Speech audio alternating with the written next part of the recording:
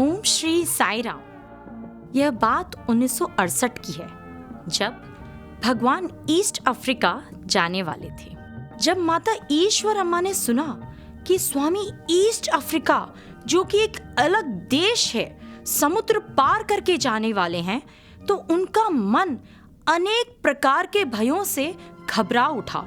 वह इन्हीं कोशिशों में थी कि किसी भी तरह से स्वामी समुद्र के पार ना जाए, क्योंकि उन्हें अनेक विद्वानों और पंडितों के प्रवचनों में भी सुना था कि समुद्र के पार जाने में कितनी कठिनाइयां आती हैं।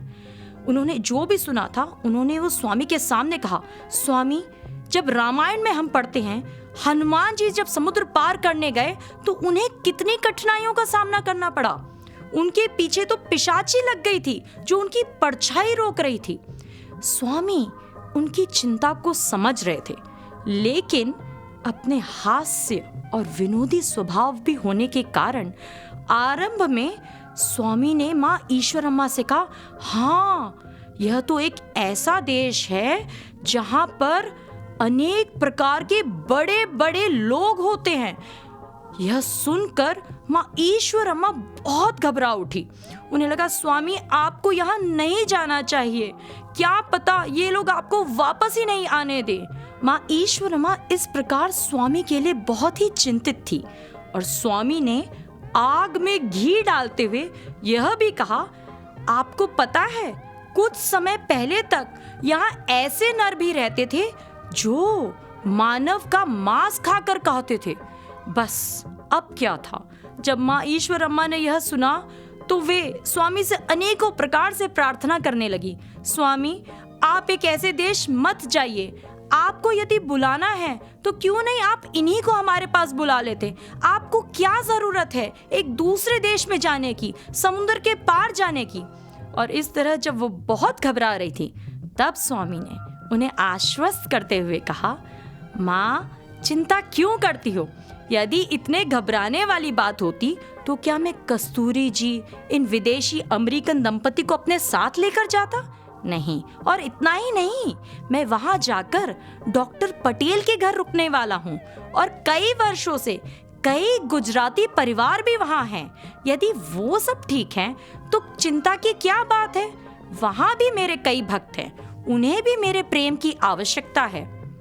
माँ ईश्वरम्मा थोड़ी थोड़ी आश्वस्त हुई, लेकिन एक माँ का मन अभी भी 100% आश्वस्त नहीं था, और इसीलिए वे कस्तूरी जी से भी पूछती हैं कि कस्तूरी जी, आप ही रोकिए ना, आप बताइए यह एक कैसा देश है, कैसी जगह है। तब वे माँ ईश्वरम्मा को ढांढस बंधाते हुए कहते हैं, माँ, आपको चिंता करने की कोई जरूरत नहीं है। यह एक बहुत ही समृद्ध और खुशहाल देश है। यहाँ प्राकृतिक वातावरण तो बहुत ही अच्छा है। अब कस्तूरी जी आगे जब यह भी बताते हैं कि वहाँ कई प्रकार के वन्य जीव भी देखने को मिलते हैं। वहाँ शेर, हाथी, बाइसन और इस प्रकार के अनेक जंगली जानवर भी देखने को मिलेंगे, जो कि प्राकृतिक रूप से बहुत ही सुंदर है।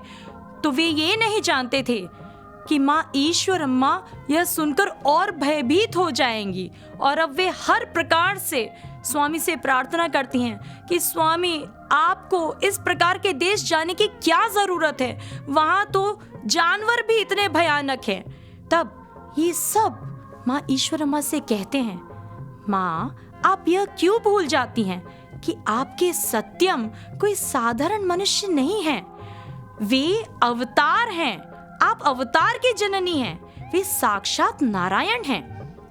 तब माँ ईश्वरम्मा बहुत क्रोधित हो जाती हैं, और वे कहती हैं, हाँ, मुझे पता है, आपको पता है कि स्वामी भगवान हैं, लेकिन क्या हाथी, शेर, उन लोगों को पता है कि स्वामी अवतार है?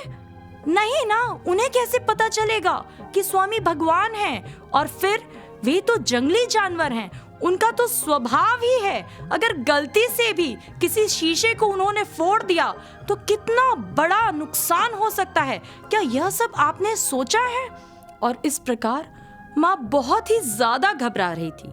तब स्वामी अपनी माँ को, अम्मा को निश्चिंत करते हुए कहते हैं, अम्मा तुम घबराओ नहीं, मैं प्रतिदिन तुम्हें फोन करूंगा और वहां के भक्त मेरा इंतजार कर रहे हैं, सभी कुछ अच्छा होगा।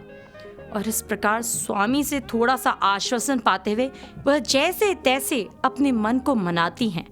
लेकिन फिर भी इस पूरे समय में माँ ईश्वरम्मा बेसब्री से प्रतिदिन स्वामी के फोन कॉल का इंतजार करती थी और स्वामी भी एक आज्ञाकारी पुत्र की तरह प्रतिदिन अम्मा से बात करते थे।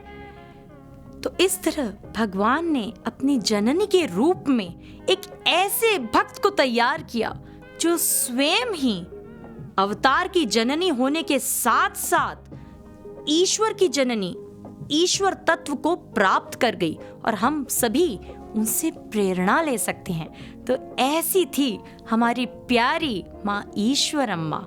जय साईं राम।